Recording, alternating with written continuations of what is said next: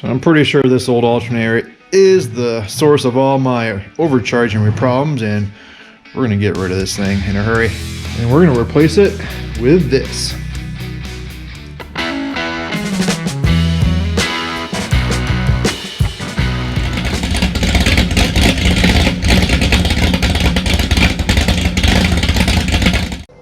My name's Wayne and welcome back to the channel. You know, ever since I got my car back on the road a couple years ago, I've had this intermittent overcharging issue. And this fall, I think I figured it out. I want to share with you what I learned and what I did to fix it. You know, I think one of the most frustrating things you can have with these old cars is you're out enjoying your car, going for a ride, going for a cruise, everything's going great. Then all of a sudden, something pops up, and in this case, you know, one of my gauges just freaked out and the voltage gauge would just peg itself all the way over. And man, that's a scary situation because you can have some serious problems and the car can burn up and overcharge if you don't notice it or try to correct it right away. And that's what I experienced. So today's Hot Rod Trivia Question of the Week is... So my trivia question for the week is, for the 1970 Cuda, what was the factory or standard engine? Was it the 340, 383, or 440? Think you know the answer? Well, stick around to the end of the video and I'll let you know. So this actually starts all the way back to when I first got the car on the road. So, you know, I had the motor rebuilt and replaced all the electrical, pretty much everything under the hood except for the alternator. Now it had the original style round back alternator still on it. So I took that to a local electrical shop, alternator starter repair shop, and they swapped it out and gave me this square back unit. Rebuilt unit obviously to try. So that's what I used and that's what I put in the car. But as soon as I got the car fired up and running, I would notice like the voltage gauge, which was all over the place. I mean, it was crazy. So I'd never seen anything like it. So I ended up taking that alternator back to him. And he tested it. He said, yeah, it's bad. Gave me this other one. And that's what I've been running on the car. And it's been fine for the most part. But what I even noticed, like, goes back to last year, every once in a great while, I'll be driving along, and all of a sudden the voltage gauge would just peg itself. And last year, I pulled over. This happened twice last summer. I pulled over, let the car cool off, started back up again, and everything was fine. I'm like, oh, geez, you know, it's like, it's pretty hard to diagnose a problem like that when it's very intermittent. So what do? You know, I came back and kind of checked over all my connections, make sure all my grounds are good, make sure my voltage regulator was grounded good on the firewall right. Everything seemed good. So, and again, I think it only happened twice last year. Now this year, I worked on the car a lot and I didn't start driving it until the fall. So on the way back from the alignment shop, you know, I got on it pretty good. And as soon as I let off, I noticed the voltage gauge was pegged again. I'm like, oh man, not this again, you know? Like pulled over, did the same routine, turned it off, let it cool off for a few minutes, fired it back up, and this time it was pegged again. I'm like, oh crap, you know. All right, turned it off again and let it sit there and fired it up again. A few minutes later, same thing, it was still pegged. So I'm like, okay, I'll try to drive it a mile. I was only maybe like 3 miles from home, drove it for a mile or so, pulled it over, let it cool off, let it sit for a bit. Again, popped the hood this time, looked underneath the hood, just tried to make sure everything is okay.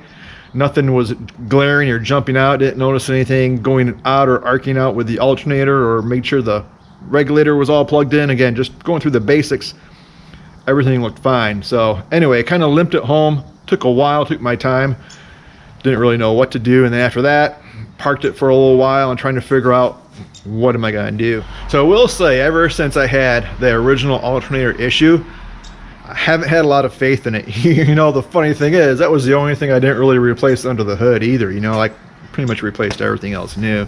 So I'm like, okay, well, I took the alternator off, back up to the shop, had him test it, said it tested fine. But, you know, we were talking and he was real helpful, you know, really kind. And I'm like, well, and he admitted, you know, it's pretty hard to diagnose a problem or to test this if it's sporadic and it's doing it intermittently. I'm like, so I came back with that alternator and you know what?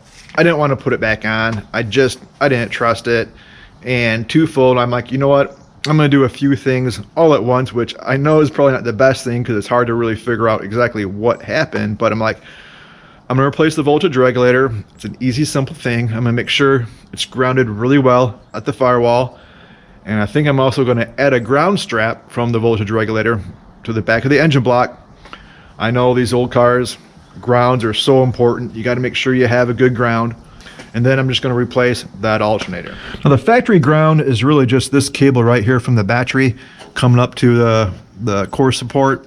And it's fine, it's normally sufficient, but I'm like, you know what, I'm gonna make a new one. So let me show you what I did. So like I said, I went and bought a new voltage regulator. This one I got from Mancini Racing, and I made sure the back of the regulator was all sanded down, and as well as the firewall here, because that has to be grounded. And then I made up this extra ground cable, and that goes back to the engine block, and made sure that the surface was grounded as well, all sanded as well, so we had another second ground basically going on. So what I also did is I took off these little vent covers, and what you can do is you can use a nut on the back side of these bolts, because these bolts are just basically a sheet metal screw, kind of like a self-tapping type of deal, where they thread into the sheet metal of the core support. And you know what?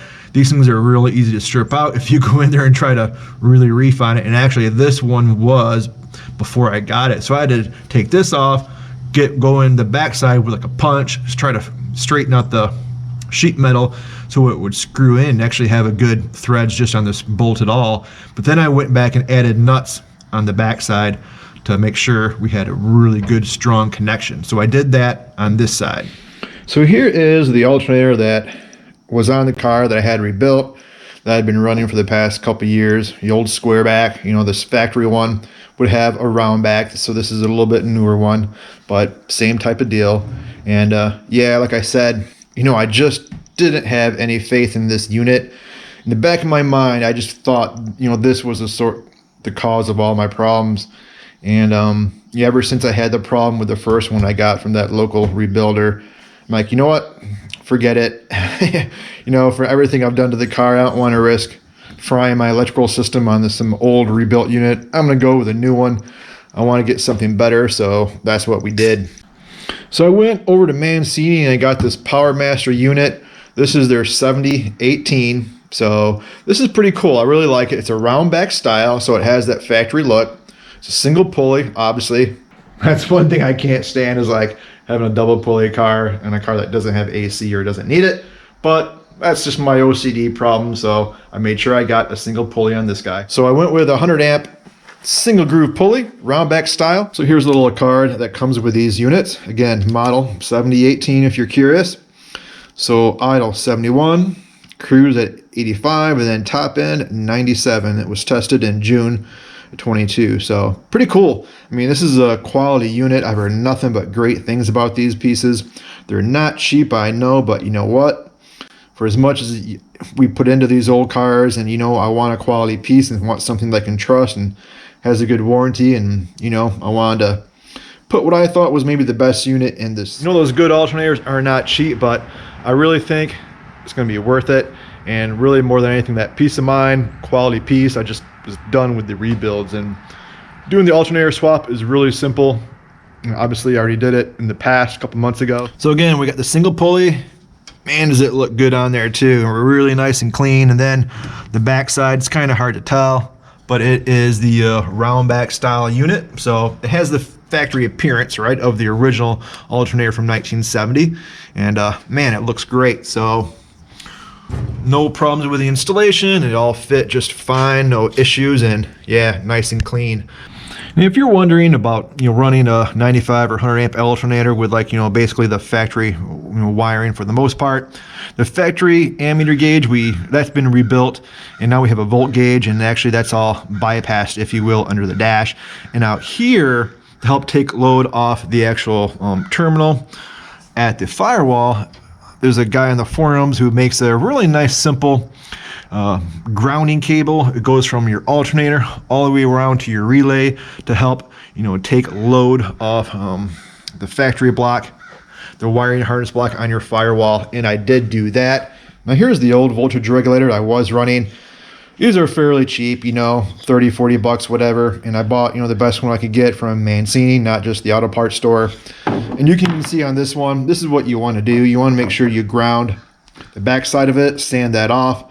And then when you bolt it onto the firewall, this has got to be grounded. If you don't, forget it. So not going to work. But that's what I did to the new one. So the big question is, did the changes I do fix the problem?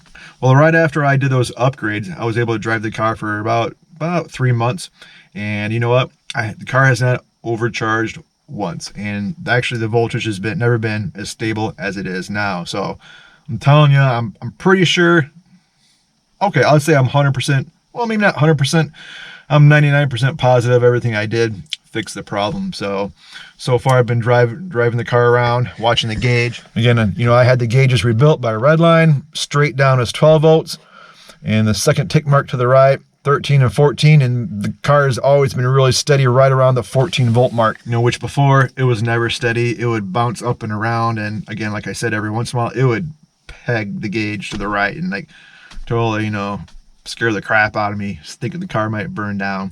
But like I said, ever since I did the changes now, it's been solid. So pretty sure that was it. But gosh, overcharging is something you really got to be careful with. You don't want to mess around with that with these old cars, and I'd replaced most of all the wiring on the front of the car anyway, but I really think it just came down to the alternator. It just wasn't happy, had some issues, and it was just time for a better upgrade.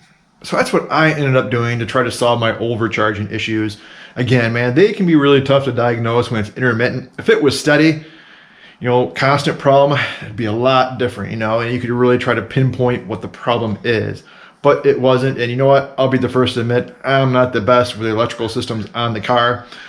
I can solve a lot of problems, but this was a tough one, so I wanted to basically hit the main points right. The voltage regulator, put a really good ground and test some of my grounds, make sure the battery's good, and then test the alternator and replace the alternator. And you know what? It's been pretty rock solid ever since. So, and plus I have a lot better peace of mind right now. So the answer to the trivia question is the factory engine for the 70 Cuda was actually a 383. You might think it would be the smaller 340, but no, it wasn't the small block. The 340 was actually an optional engine. Well, that is going to be it for this video. Hopefully you enjoyed it. And if you did, please hit the like button and don't forget to subscribe if you haven't. And you know the deal, if you turn on the bell notification, you'll be notified each and every time I upload a new video. So thanks for watching, and I'll see you next time.